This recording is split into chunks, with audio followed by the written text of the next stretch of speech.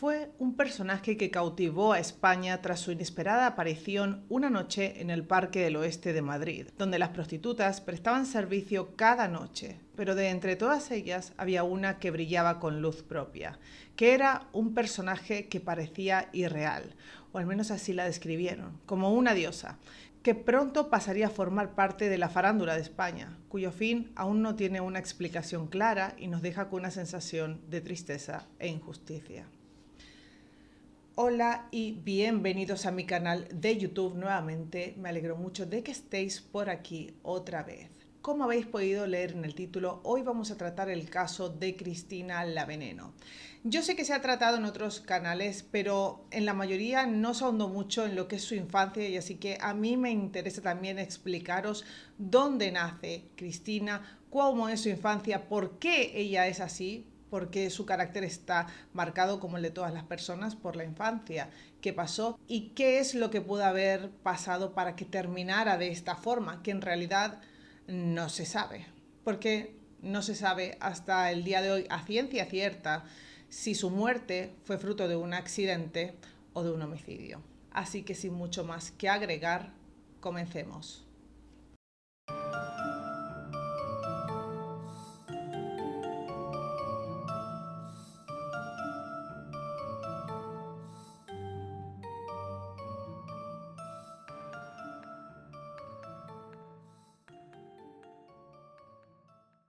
Vamos a comenzar por el principio. Nos hallamos entonces el 19 de marzo de 1964 a las 12 de la noche. Es a esta hora en la que nace un niño, hijo de María Jesús Rodríguez y de José María Ortiz, al que bautizarán con el nombre de José Antonio. El cuarto de 6 hermanos nació y pasó su infancia y parte de su adolescencia en el pueblo de Almería llamado Adra, que para aquel entonces era un pueblo pequeño y cerrado, como la mayoría de los pueblos de España en aquella época.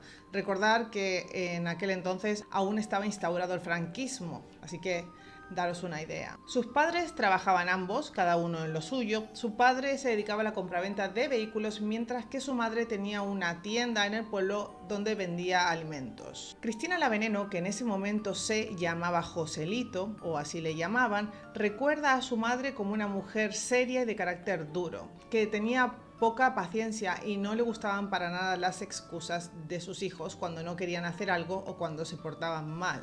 Cristina recuerda su niñez con un halo de amargura. A los 6 años dice que ya sabía que era diferente, se sentía mujer, o eso creía. Cogía la ropa de sus hermanas y las pinturas de su madre y se pintaba la cara entera y se vestía con ropa de niña.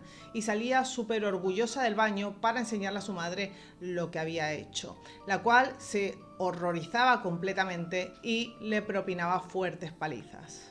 En ese entonces ella recuerda que su padre le decía a su madre: mira, como tu hermano. ¿Qué pasa? Que la madre de Cristina tenía un hermano que era homosexual y que, como había nacido en esa época y vivía en un pueblo, bueno, básicamente vivía en España en esa época, se había tenido que casar, se había tenido que ir del pueblo y había tenido hijos y no lo veían casi nunca. Su madre tenía la sensación de que su hijo, su Joselito, era como su hermano y ella no quería esto para él, lo veía como un mal. Cristina recuerda también cómo su madre le trataba con desprecio en relación a cómo trataba a sus hermanos. Dice que nunca tenía nada bonito para decirle, que le miraba mal, que le pegaba fuertes palizas cuando hacía alguna trastada y que nunca tuvo ningún gesto de cariño hacia él. En el colegio y el pueblo las cosas no eran diferentes. Como os digo, era una época mala, era un pueblo pequeño y en el colegio lo único que hacían era burlarse.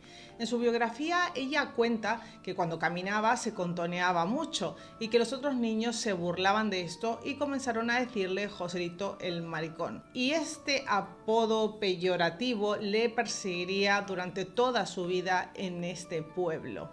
A mí lo que me gustaría destacar en este punto es que si bien todo el mundo intentaba destruirle de alguna forma o hacerle sentir mal por quien era, ella era muy fuerte y muy valiente y contestaba. Es decir, no se dejaba amedrentar por estas cosas que le decían, sino que comenzó a desarrollar esta táctica del contraataque y les respondía con otro insulto o diciéndoles maricón y a mucha honra, como si le diera igual. Os adelanto que es extremadamente duro, o al menos a mí me lo pareció, leer las memorias, la biografía de Cristina, porque está repleta de historias de abuso, tanto de gente del pueblo, pero sobre todo por parte de su madre. Os haré un rápido repaso sobre lo que cuenta, sobre lo que le pasaba en esta época, porque creo que es importante para entender quién es ella en realidad y por qué desarrolló ese carácter y esa forma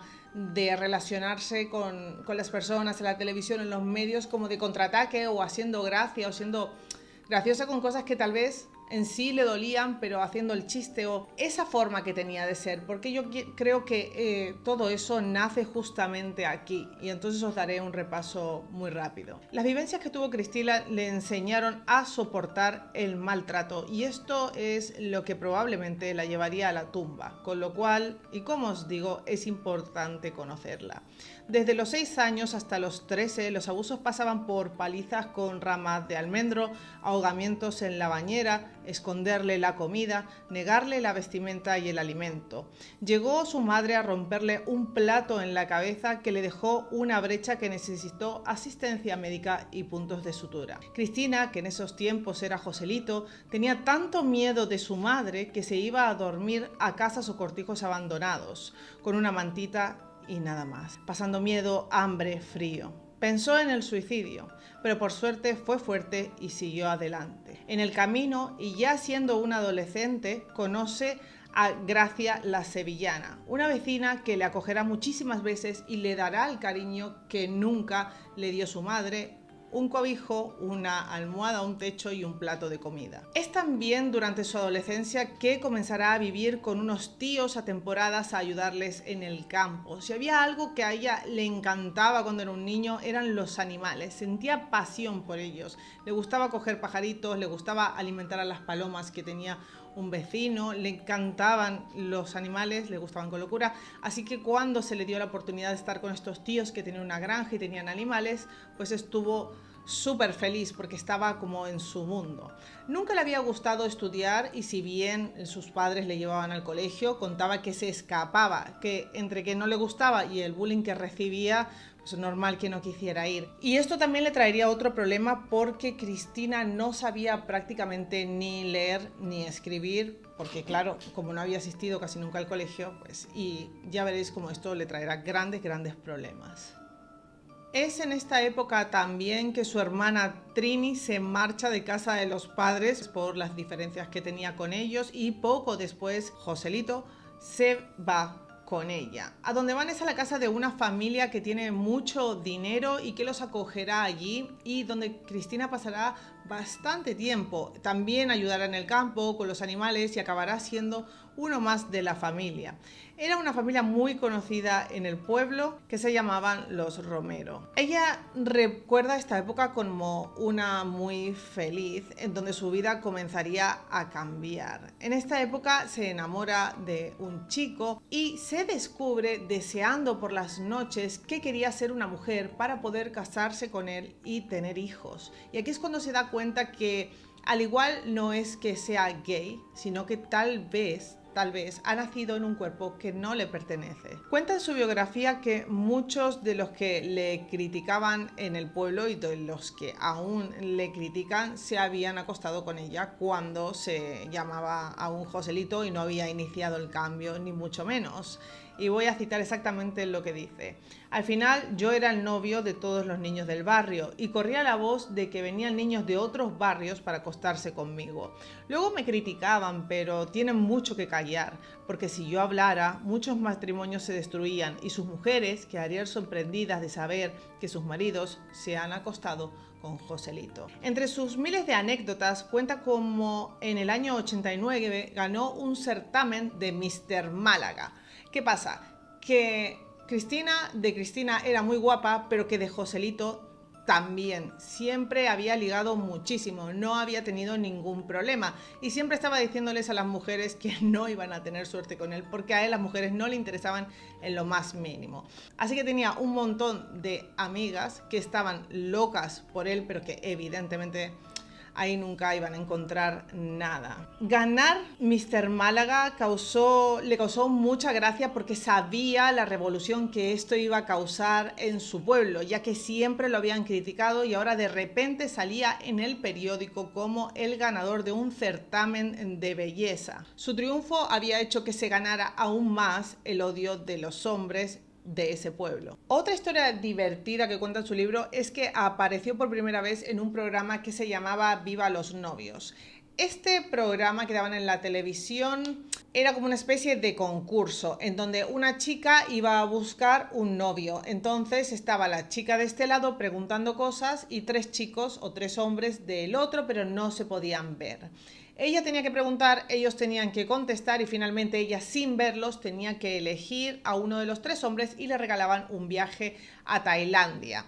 Cristina, que en ese entonces era Joselito, no se había apuntado para ir a este programa, pero su hermana sí, y le pidió que la acompañara. Así que le acompañó y cuando llegaron al hotel, la producción le vio y le dijeron que sí quería participar en el programa. Es lo que os digo, como hombre también era muy guapo y llamaba mucho la atención. Aparte era muy simpático y muy gracioso, no tenía vergüenza de nada y tenía mucha chispa. Y eso era perfecto para la televisión. Así que lo llevaron al programa, la chica le eligió y los 2 se fueron a Tailandia.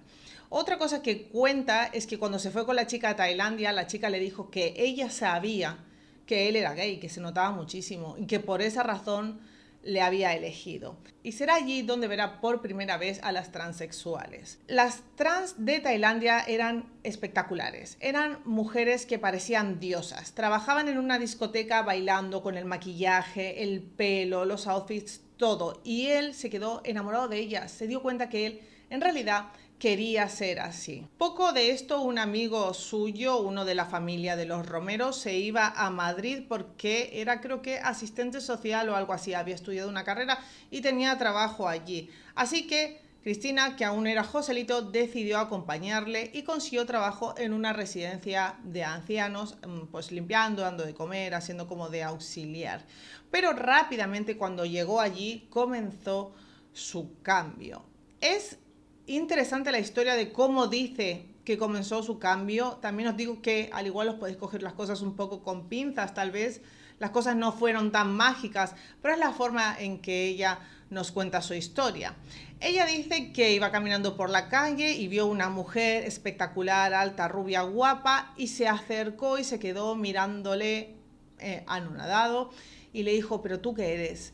Y ella le dijo, yo soy un travesti. Se miraron, hablaron y ella le empezó a contar qué hormonas tomaba, etc. En esa época, imaginaros, no había toda la información que hay ahora, esto no era tan fácil, era algo más oculto, se puede decir. Así que le regaló sus primeras hormonas y se fue a la farmacia a conseguir las siguientes y es allí cuando comienza su cambio.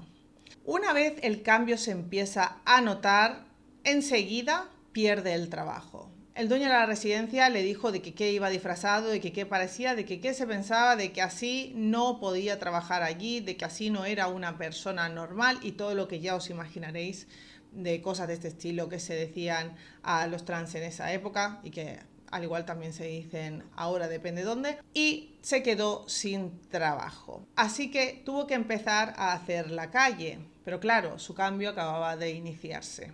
Tenía una amiga en Madrid que trabajaba en el Parque del Oeste, pero trabajar allí no era tan fácil como simplemente ponerse de pie en una esquina. Lo que ella nos cuenta es que tenías que ganarte el sitio.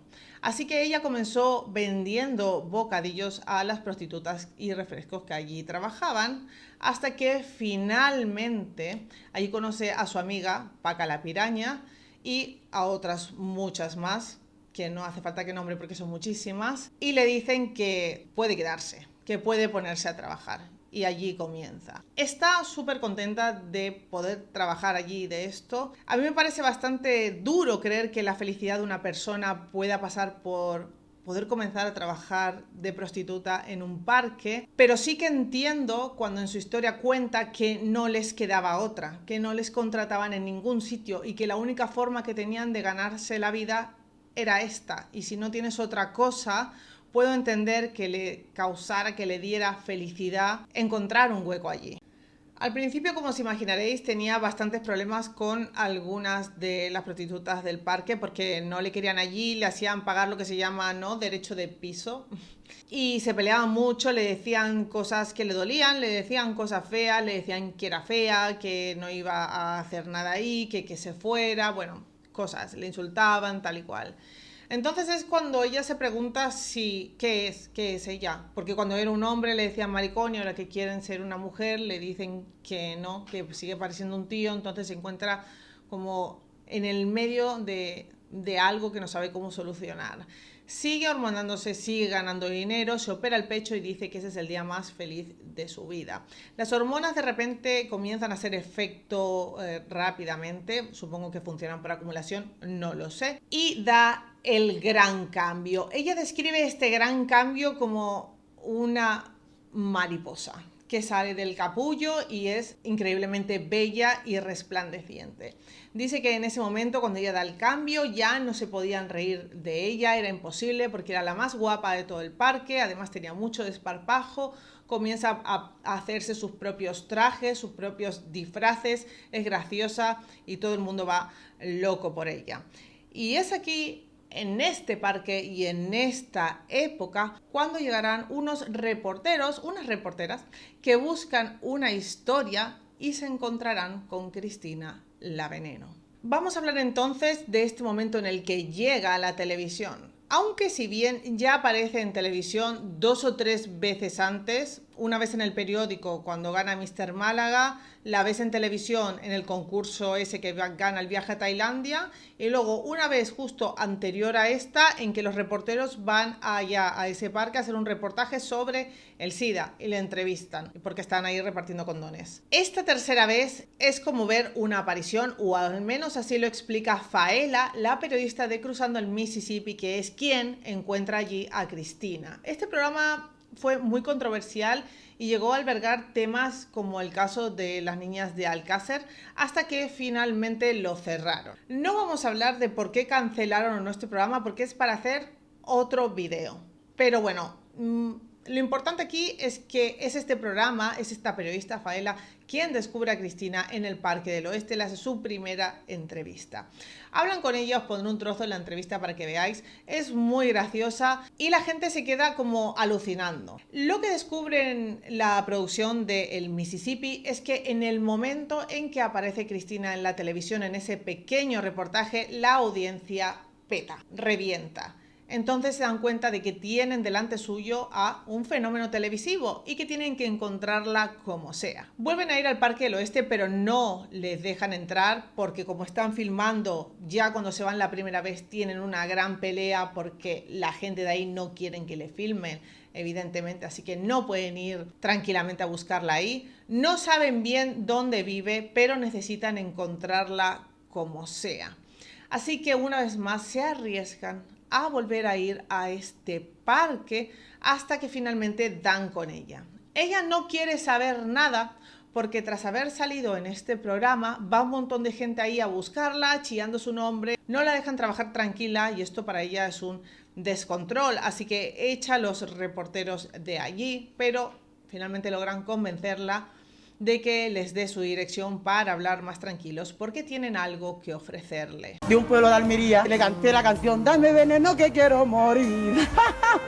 Esta es la primera vez en la historia que vemos a la Veneno en televisión. Corre el año 1996 y Faela Sainz, una periodista de Esta noche cruzamos el Mississippi, la encuentra casualmente en el Parque del Oeste de Madrid y decide entrevistarla. Me gustan mucho los lujos, los modelitos. ¿Todas las noches uno diferente? Sí, todas las noches uno diferente, yo nunca repito. Explosiva total. ¿De qué vas? ¿De sultana? No, voy de India. No sé si voy de India o no sé de lo que voy, mi alma. Estilo mora, árabe, una cosa por el estilo. Abajo tengo el tiburón. ¿Tú sabes escuchar la canción esta? El tiburón, el tiburón. A mí siempre me llaman sirenita. Lo que más me llama últimamente es esa de los dibujos animados. Pocahontas o Mocajonta, no sé. El desparpajo de la Veneno, unido a una espontaneidad muy poco habitual en la televisión de la época, cautivan inmediatamente a Faela. Mi madre lo único que me dice, pues mira mi alma, que tuve muchos problemas desde que salí de mi casa. Todavía pues la pobre lo ve fatal, ¿entiendes? Mi madre todavía no me ha visto en vivo y en directo. El día que me vea mi madre, lo que es en carne, que me pueda tocar, yo creo que la pobre le va a dar un desmayo, porque no se lo va a esperar. Le ofrecerán trabajar en el programa Cruzando el Mississippi y al principio no querrá, pero luego verá el dinero que puede llegar a ganar y aceptará evidentemente la oferta, si no ahora no estaríamos hablando de ella probablemente. Y de esta forma comenzaría su ascenso a la fama. Ganó muchísimo dinero en esta época, hizo bolos, salía en el programa contando sus anécdotas, las tristes, las graciosas. Era un personaje que no dejaba indiferente a nadie, hasta que finalmente el programa fue cancelado, como os he adelantado. De todos modos, ella seguía haciendo bolos, inaugurando discotecas, sacó un disco también, la llamaban de todas partes porque todo el mundo quería que se presentara en las discotecas, etcétera. Así que trabajo no le faltaba. En la época en que Cristina está trabajando en el Parque del Oeste, un poco antes de hacerse famosa, conoce a un hombre. Es un tío que va por ahí que le dicen el italiano, se llama Andreas. Y él será su pareja en esta época. Y él será un gran problema para Cristina. Este tipo no solo que no para de engañarla, sino que se gasta todo el dinero que puede y más. Él también se hace representante, entre muchas comillas, de Cristina y cobra unas comisiones que ella ni sabe. Aparte se pelea muchísimo con la gente que la quiere contratar, lo que hace que le baje mucho la faena porque evidentemente nadie quiere tratar con él. Es un tío que no tiene dos dedos de frente y que además tiene una grave adicción a las sustancias y por esta razón pues gasta más dinero, tiene un carácter incontrolable y no sirve para nada. Pero a pesar de todo esto y de que la engaña y de que no la trata bien, ella no se separa de él. Y esto es lo que os decía, ella había aprendido a vivir con el maltrato desde muy pequeña y no conocía otra forma de vida, podemos decir, así que le era muy fácil perdonar hasta las cosas más aberrantes. Cuando el programa de Cruzando Mississippi cierre y ella pues siga haciendo bolos, pero ya no tenga este trabajo en la televisión cada día, su pareja necesitará más dinero, porque claro, imaginaros, gasta un montón de pasta y se le ocurrirá la maravillosa idea de empezar a hacer estafas con las compañías aéreas. Resumidamente, ¿qué pasa aquí? Resulta que ellos volaban mucho y en uno de esos vuelos pierden una maleta. Entonces ellos van a reclamar lo que había en el contenido de la maleta y la maleta en sí. Y dicen que llevaban un montón de cosas caras. Así que la compañía aérea les dice que si tenían el seguro premium, podemos decir, y ellos dicen que no. Y preguntan para qué. Y aquí les informan que cuando tú tienes este seguro, o al menos en esa época era así, te pagan lo que sea que tuvieras dentro de la maleta. Si no, con el seguro estándar te pagan lo que ya sabéis que dicen los billetes de avión. Una aproximación, da igual que no llevaras nada o que llevaras algo, eso es lo que te pagan y ya está. Así que a Andreas se le ocurre la maravillosa idea de sacar este seguro y empezar a volar y decir que les perdían las maletas. Y esto lo hacen un montón de veces y siempre dicen que llevaban ropa de Versace, cadenas de oro, un montón de dinero y empiezan pues por esta vía a estafar a las compañías aéreas. Como os digo, Andrea no era para nada buena persona y ella ya lo había dejado una vez, pero una de sus compañeras de trabajo, que se llama Fanny, le había dicho que por qué le había dejado, que mujeres como ellas básicamente no las quería nadie por el trabajo que tenían y lo que hacían y quiénes eran, y que si tenía un hombre que no salía corriendo después de acostarse con ella debía de estar agradecida. Así que con esta mierda de consejo Cristina vuelve con él y la cosa no se pone mejor. Él comienza a tratarla cada vez peor. Tienen varias peleas en donde él la agrede. Creo que una de las peores peleas, la que más recuerda a ella y la más tétrica, diría yo, es que él maltrataba a los perros. Ya os digo, Cristina amaba a los animales y tenía perritos. Aún no lo tuvo que dar porque era un perro un poco más grande y él lo había dejado cuando ella había estado de bolo, de vacaciones, cuestión que no había estado en el piso, y lo había dejado todos esos días en el balcón, pasando frío, que era invierno, y cuando volvió el perro estaba asustado, histérico, no quería estar cerca de él ni nada y tuvo que darlo. Luego también ella tenía un perrito pequeñito, algo así como un caniche, y en una pelea donde él pegó a Cristina, el perrito evidentemente le atacó a él le empezó a pegar, ella no lo podía coger y acabó metiendo al pobre animal dentro de un microondas. O sea, estamos hablando de una persona completamente cruel, con un montón de problemas y de cosas malas. Es que no sé, no podría decir absolutamente nada bueno de él, pero sin embargo ella siguió con esta persona. Es también en esta época y gracias a más maravillosas ideas de este tipejo que ella protagonizará 2 películas para adultos. En un momento ella dice que se lo pasa bien, pero luego dice que fue, creo que una de las peores cosas que hizo, hacer estas películas. Y luego aquí él ganaría muchísimo dinero y ella se enteraría después. O sea, no para de aprovecharse de ella de todas las maneras posibles y ella sigue perdonándole una y otra vez. Más o menos por aquí también, como él siempre iba detrás del dinero de cualquier forma, pero cualquier forma que no fuera él ir a trabajar, porque esto era algo que no hacía, él vivía de ella, decidió que tenían que sacar un montón de seguros para el piso. O sea, ella explica que no es que sacaron un seguro para el piso en sí, sino que sacaron más de un seguro sobre el mismo inmueble. Pensar que estamos hablando de otras épocas, de otros años, donde no se podían controlar las cosas como se pueden controlar ahora. Y entonces él prendió fuego parte del piso y cobraron el dinero de este seguro. Ella cuenta que si bien cobró dinero, tuvo que poner dinero de su bolsillo para reparar algunas cosas que aún tenía ahí, pero de todos modos lo que venía haciendo y finalmente esto que acaba de hacer es un delito. Así que hay que tener cuidado porque aunque él haya sido el de la maravillosa idea y el que prende fuego el piso es de ella y el seguro está a su nombre. Aquí ellos se pelean y ella lo echa a él de la casa y le dice que no quiere saber más nada. Así que él, todo vengativo, llama por teléfono a la policía y a la compañía de seguros para decir que el incendio de la casa de Cristina había sido una estafa. ¿Qué pasa con esto? Que acaba en los juzgados y no termina nada bien.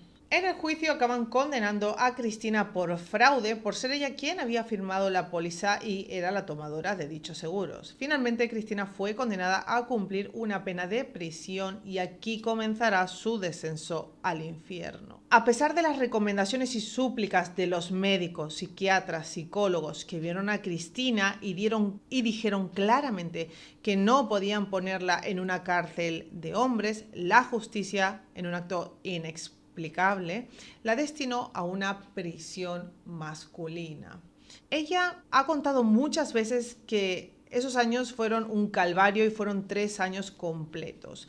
La empastillaban sin que ella quisiera y esta medicación la deformó por completo. Esta medicación tenía cortisona y también ya no le suministraron las hormonas, así que su aspecto cambió y para muy mal. Engordó más del doble de su peso, estaba completamente inflada, sus rasgos cambiaron muchísimo, también por la falta de hormonas. Y no le dejaban llevar absolutamente nada que tuviera que ver con cuidados femeninos. Ella explica que si bien los internos se portaron bastante bien con ella, los funcionarios en su mayoría no. Le propinaban palizas, la cambiaban de módulo y cada vez que alguien se acercaba a Cristina y ella hacía buenas migas porque estaba muy deprimida, quitaban a esa persona, la movían de módulo, la movían de cárcel, la sacaban de su lado para que ella siguiera en el estado de depresión. Abusaron también de ella repetidamente. Ella cuenta que algunas veces la encerraban en alguna celda y abusaban de ella hasta 5 funcionarios y que había llegado a sangrar a causa de los abusos y que esto esto no había pasado solo una vez. No tenía cómo quejarse, no tenía medios. Pensar que estamos hablando de una persona que apenas sabe leer y escribir, poco y nada, no sabía qué hacer, su familia no estaba allí para apoyarla, su novio la había metido ahí, así que estaba sola. Pero finalmente, tras cumplir toda la condena, que esto también es bastante raro, salió en libertad. Pero como os imagináis, Cristina ya no era la misma. Físicamente ni ella se reconocía. El exceso de pastillas le habían dejado mella en su apariencia y también en su mente. El trauma y las pesadillas no la dejaban dormir y necesitó de mucha terapia para poder seguir adelante, aunque nunca se recuperaría del todo. Cabe destacar que para recuperarse, Cristina se mudaría a Valencia, donde su íntima amiga Paca la Piraña se ocuparía de todos sus cuidados. Ahora voy a hacer un poco de resumen por esta época de la vida de Cristina, porque es como muy liante y tumultuosa, y en sí para lo que nos importa y nos ocupa en este momento no tiene mayor importancia. Resumiendo, en esta época Cristina tuvo muchísimos novios, todos interesados, según lo veo yo, en la fama que le quedaba, en salir en la televisión y en algo de dinero que podía hacer ella. Además tenía un piso que era suyo y eso ya para la gente que se le acercaba era más que suficiente, creerme que es así, pero ninguno valía mucho, la verdad. En esta etapa también ella volvería a la televisión, pero la televisión tampoco la trataría bien, porque la traerían de vuelta solo para reírse de ella, para mofarse de ella, para tratarla de mentirosa y señalarla aún más con el dedo después de todo lo que le había pasado. Así que luego de este paso rápido por esa época en la que sale de la cárcel y ya nada va bien, vamos a ir a conocer a la última pareja de Cristina. Estamos hablando de Alin Bogdan, un joven rumano que cuando ella lo conoce, él tiene unos 20 años y ella 40 y largos. Su historia comienza cuando él trabaja de lo mismo que ella había trabajado en su pasado. Cuando ella lo ve, él no tiene dinero, ella está buscando una persona y él está, pues ahí le dice que la va a ayudar a buscar a esta persona, le acompaña, acaban hablando, llevándose bien, entablando una conversación. Ella le invita a comer porque lo ve que está muerto de hambre y que no tiene un duro. Como siempre, ella se apiada de él, de cualquier persona, porque ella se apiadaba de todo el mundo, sinceramente. Si bien nadie se había apiadado de ella, excepto por su amiga Paca la Piraña, todos los demás, poca gente buena tuvo en su vida. Y comienzan una relación. Él dice que no sabía quién era ella, que luego va a su casa y que ve que tiene ahí un montón de fotos y le dice: ¿pero tú qué eres, modelo de fotos o quién eres? Y él explica quién es, que es Cristina la Veneno, que es trans y todo eso. Y él dice que él no sabía nada de todo eso hasta un tiempo después. ¿Os lo podéis creer o no? Pero bueno, la cuestión es que comienzan una relación. Alin Bogdan, si bien quiere presentarse como una persona inocente y que no sabe por qué narices lo culpan de la muerte de Cristina, no es trigo limpio. Pensar que Cristina siempre había sido una persona emocionalmente dependiente, a quien la vida de sus parejas no habían tratado bien. Era fácil de engañar. Yo no digo que fuera una santa, porque luego encuentro comentarios chungos, ¿vale? Pero era una persona vulnerable y eso es imposible de negar. Que hacía poco había pasado un enorme trauma, que estuvo entre rejas cumpliendo una condena entera, que ya es raro porque por lo general, por una cosa así y siendo el primer delito y la única prueba era la denuncia, o sea, es muy raro lo que le pasó, ¿vale? Y especialmente que la mandaran hacia una cárcel de hombres de esta forma, parece que se hubieran ensañado mucho con ella y ella esto lo sabía, así que está súper vulnerable. Entonces, así entenderéis fácilmente que Alin Bogdan pudo aprovecharse de ella sin tener que ser ni muy inteligente ni tener que hacer mucho. En esta época los amigos de Cristina y la familia, que ya estaban todos más cerca de ella, sobre todo la familia estaba, bueno, como que la había vuelto a recuperar, sobre todo su hermana Trini y su hermano, le decían que volviera al pueblo, que ya había hecho dinero, que ya había hecho lo que ella quería, que ya se había hecho famosa, que vendiera el piso, que se volviera al pueblo, que se podía quedar con la casa de sus padres, pero que no estuviera ahí. La veían muy deprimida, la veían que no estaba bien y a veces, a días, se la veía aún peor. Sus amigas también decían que estaba depresiva, pero como sus amigas estaban más cerca, veían qué era lo que realmente pasaba e intentaron advertirle. Le decían que este tipo le absorbía la vida, la tenía deprimida completamente, él se metía a muchas cosas y la incitaba a ella pues a beber muchísimo, a tomar muchísimas pastillas, y ellas dicen que vete tú a saber qué más. En realidad Cristina nunca había sido una persona adicta, pero tras lo que le había pasado y cómo había quedado y con la cantidad de pastillas que le habían estado metiendo durante años, no se sabe bien en qué estado y cómo vivía con este hombre, porque ella echaba a todo el mundo de su alrededor. Cuando ella estaba con Aline no quería estar con nadie más y cerró su círculo ahí. Él tenía muy malas compañías que también llevaba al piso de Cristina, y ese piso era un asco.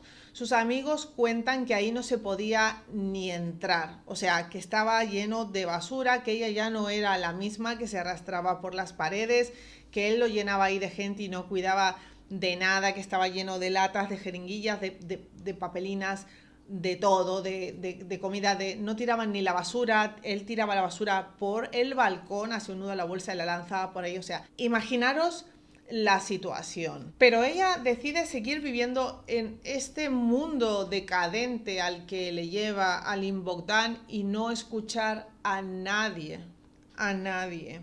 Así que con este panorama vamos a llegar hasta el 5 de noviembre del 2016. Cristina y Aline llevan alrededor de 4 años de relación.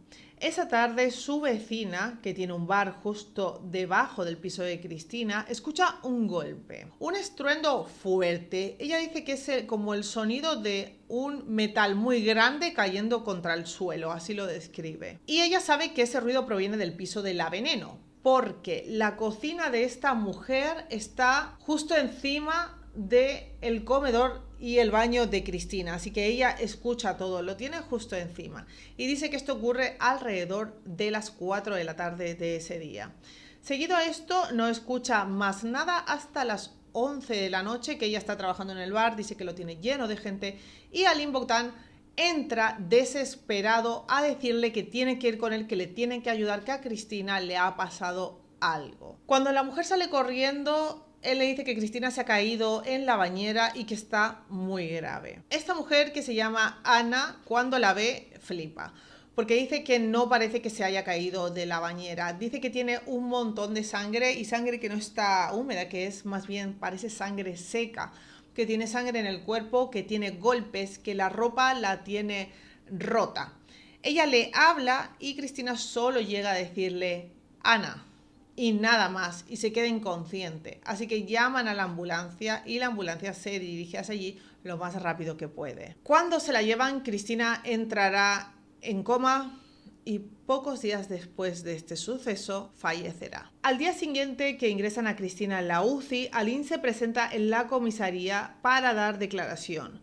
Cuenta que él se marchó del piso a la tarde y que cuando regresó esa noche encontró la puerta del piso abierta y a Cristina tendida en el sofá, cubierta de sangre, muy malherida. Llegó a decirle que se cayó de la bañera y que había perdido la conciencia fruto del consumo de pastillas y alcohol en exceso, y que pidiera ayuda. O sea, según él, cuando la encuentra, Cristina llega a decirle todo eso. Él también declara que no le parece raro que se cayera en la bañera y se diera semejante golpe, porque dice que Cristina hacía tiempo padecía de la tensión muy baja y se levantaba muy rápido, y cuando se levantaba muchas veces se caía y se chocaba con las cosas, así que no le pareció raro que tuviera un accidente si encima había tomado más medicación de la que le tocaba. También declara que Cristina le dice a Ana, la vecina del bar, que se había caído en la bañera, pero cuando se le pregunta a la dueña del bar, esta dice que no, que Cristina nunca llegó a decirle eso, que solo le dijo Ana y se quedó inconsciente, que no pudo hablar más y que estaba muy mal herida. La familia de Cristina cuenta que cuando acuden a la UCI no les quieren dejar entrar y, imaginaros, montan un pitote ahí afuera para flipar, porque está su familiar ahí, está su hermana, está su hija, se está muriendo y la quieren ver, hasta que finalmente logran entrar. Su hermana Trini dice que no tiene sentido que digan que se ha caído de la bañera porque la ve muy lastimada, la ve muy golpeada. Tiene mal la nariz, tiene la boca hinchada, tiene golpes en las manos, en los dedos, en los brazos, en los pies, en la cabeza, en todas partes. Si te caes en la bañera no te pasa eso.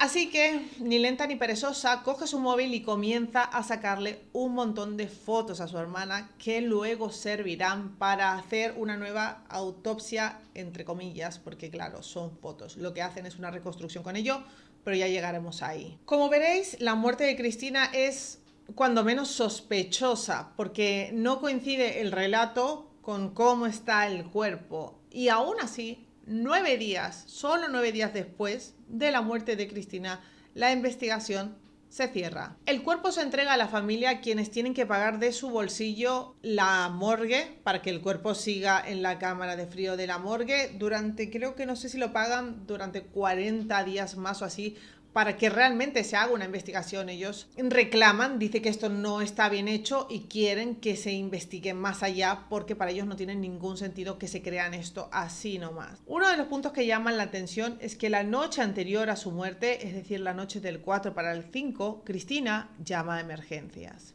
Dice que su pareja la quiere matar. En el domicilio se persona la policía, pero Cristina no abre la puerta. Y desde el otro lado de la puerta dice que ya está bien, que todo está solucionado.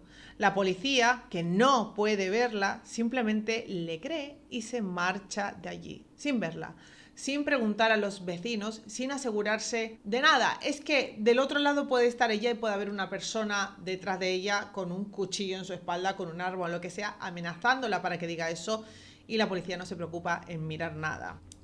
Hay que tener en cuenta que esta no es la primera vez que Cristina había denunciado a Aline Bogdan. Ya lo había denunciado por malos tratos y estaba catalogada como víctima de violencia de género leve. En mayo de 2015, Cristina ingresa en urgencias del Hospital de la Paz en Madrid por un traumatismo en la cabeza producto de un golpe con un bate de béisbol. Con lo que, teniendo en cuenta esto, más aún la policía tendría que haber activado el protocolo que se debe activar en estos casos y haber obligado a Cristina a abrir la puerta o haber entrado por algún sitio, pero no deberían de haber dejado esto como si nada hubiera pasado. Cuando Cristina fallece, Aline se encarga de vender todo lo que puede del piso, hasta que finalmente la familia logra sacarlo de allí a cambio de 500 euros y recuperan lo poco que quedan de las pertenencias de la Veneno.